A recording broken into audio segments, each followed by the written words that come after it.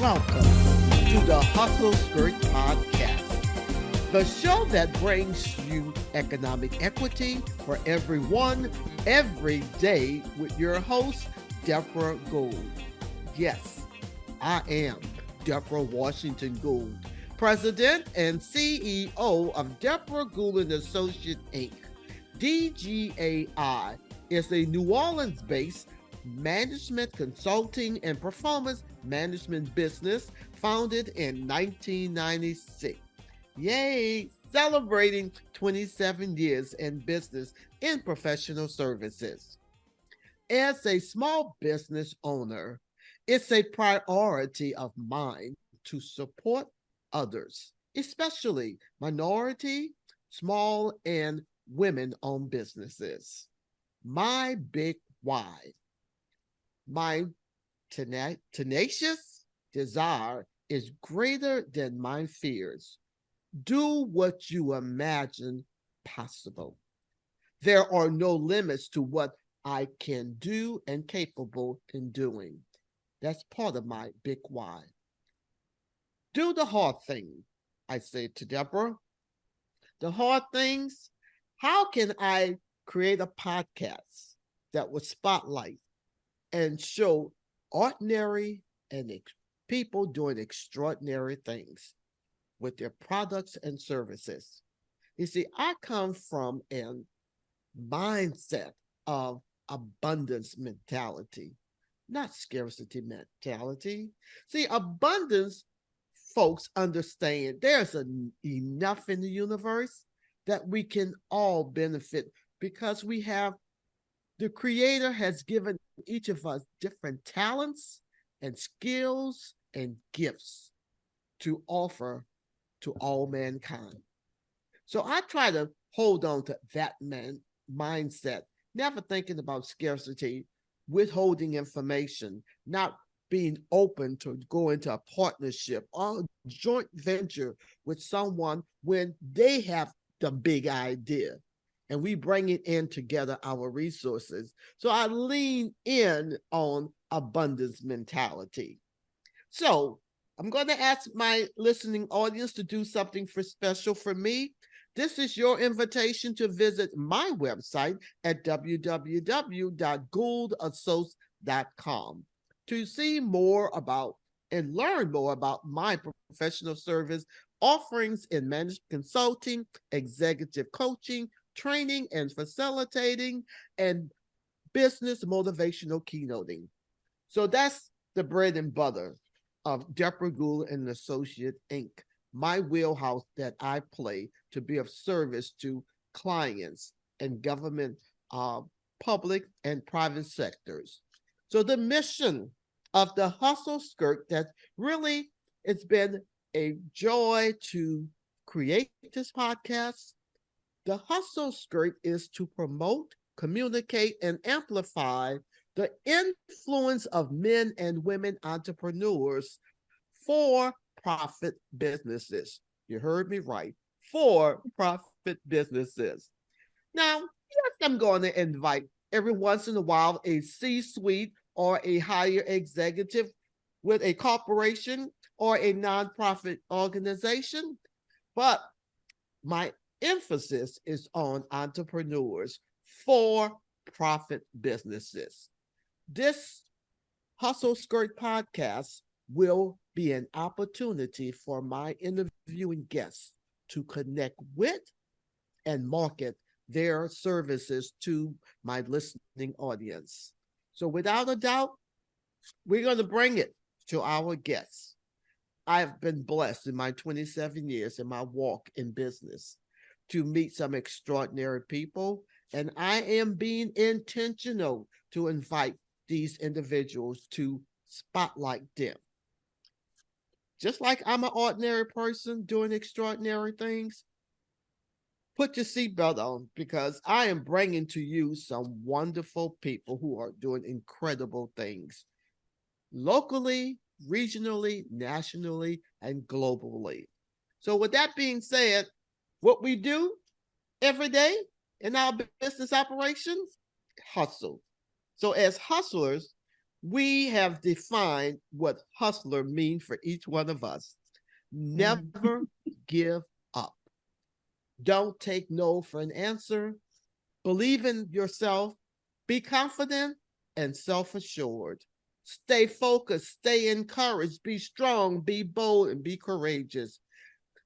Each one of us in our walk in life, on our faith walk, we are becoming, being, and be the best you can be. You can't be what you don't see. And that's why I'm bringing before you real life people who can tell you what their faith walk is all about. So that's the mission. That's my big why. And it gives me much pleasure. And oh my goodness, what a privilege to have my guest today, Freddi Evans. And let me press rewind. Freddi Williams Evans, independent scholar and author. Welcome, Freddi. Thank you. Welcome to the Hustle Skirt podcast. So how's your day going, Miss Freddi Evans? It's going very well now that I'm here with you. I've looked forward to this for a long, long time, and I am really, really honored to be here. My listeners have no idea. This is an international scholar, y'all. I have said, I'm going to wait. And every time I try to schedule a Freddi Williams Evans, she's out of the country. So now we get to embrace her, because Freddi today is about to celebrate, embrace, value, and appreciate you. And I want everybody to know about this extraordinary lady. So with that being said, give me permission to share your bio.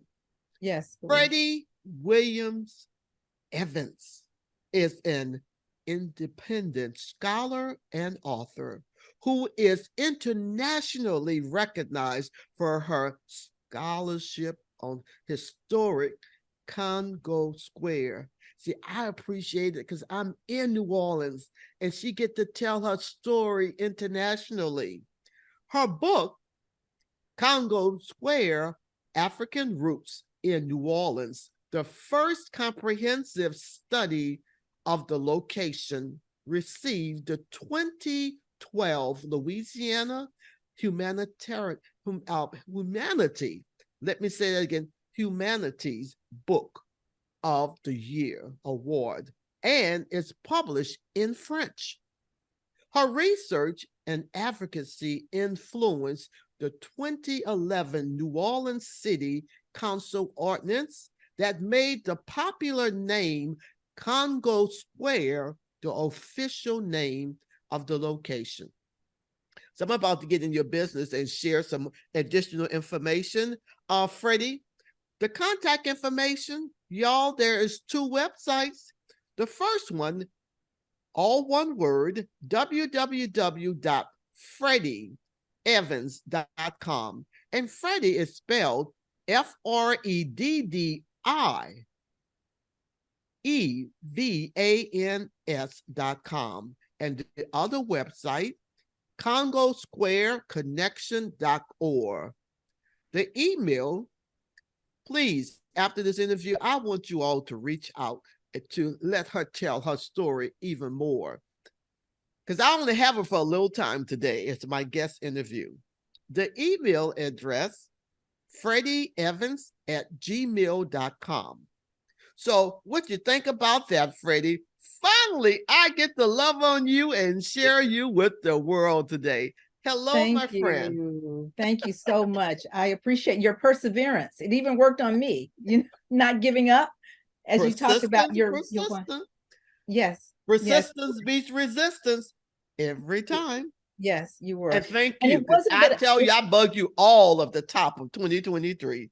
And it wasn't that I didn't want to come. I always knew that I would eventually be here, but it was just so many conflicts with traveling, and not just internationally, but out of state as well. So no problem. Just welcome and thank you for joining me on Hustle Skirt podcast today. So we're going to get right into this, Freddie. I have a couple of questions to engage conversation so my audience can appreciate and value what I love about you too, Freddie. Here we go. How do you deal with fear and doubt? Good question. I deal with it by preparing myself. And so preparation comes with studying, with reading, with researching, with writing, with practicing, all of those things. But the key is preparation, because and prayer, I'll put that other P in there too, because those two things arm me with the confidence that I need, because I'm typically very shy. But when I get up to speak, I feel emboldened because I really believe it's a part of my purpose. Here comes another P in there, So all of those things work together. I really believe that my work on Congo Square is part of my purpose for being here, because I prayed for purpose and God revealed it to me. And it wasn't like anything concrete where I could say that, oh, I heard this or I saw this, but it was just in my spirit. And then I asked him to help prepare me for this job, for this role, this work that I had and that I had been given. And he did. And I again, it comes back to preparing and praying. Excellent, excellent response. So what I heard when I asked you this question, how do you deal with fear and doubt? Preparation. And I love all the ingredients that goes with that. It's the writing, the practicing, and prayer. I'm so glad you said that. And also purpose. Thank you for that response. That was excellent. And when you put all that together, what rose up, and I don't see any shyness about you, Freddie. However, it armed you with confidence. That's the takeaway from me as you talked about the writing, your purpose, the prayer, and practicing. So we're going to keep it going. Tell me about the first moment you stood up for yourself. Wow. So there have been a couple, but I remember one particular that stands out is when I found that my work had been plagiarized. And it was more an emotional attack. I really felt violated. I felt very hurt. I wanted to cry. I'm sure I did cry. But I knew that I had to address it. And so I was really proud of the way I did handle it, because I took my work and I set it side by side, copied, highlighted, said this, direct, no. And you cannot let people take advantage of you, especially when you work so hard for something. And I really work hard for my work, for my research and for my writing. And I just measure every word and just stay in the archives and stay up late at night. People know how much time I put into it. And so I really felt that it was necessary for me to stand up, not just for me, but for everything that it represents, for Black history, for people, women, my family, my daughter, my granddaughters. So that was one of the examples. Another excellent response to my question. A great example of a moment when you had to stand up for your work. Now, I would like to just also ask the way you framed that response.